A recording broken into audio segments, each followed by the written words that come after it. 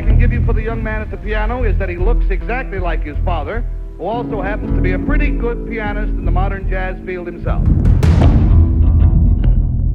What always affected me adversely was the expectation that as Dave Brubeck's son, I would just automatically be really good.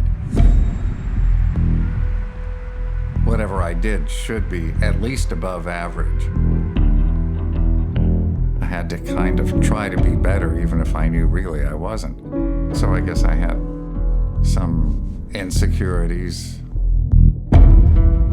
South Africa in the 80s was quite a dangerous place. There was a lot of social upheaval, there was a lot of riots, a lot of protesting, etc. It was tough.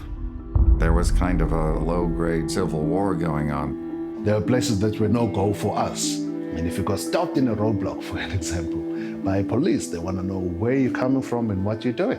What is the problem with us socially? Why was this such a difficult thing for people to mix and to integrate? This idea of so-called separate development eventually began to affect music as well. There were sanctions in place, there were fines, so that it was a high-stakes game. Back then, you could not be in the same stage with a person of another color. And that was the environment that Darius came into.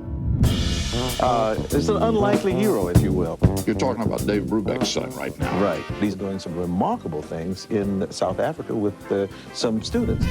What we were doing in the 80s and early 90s that was illegal is suddenly the model of what everyone should do. People wanted so desperately to break out of an apartheid mold.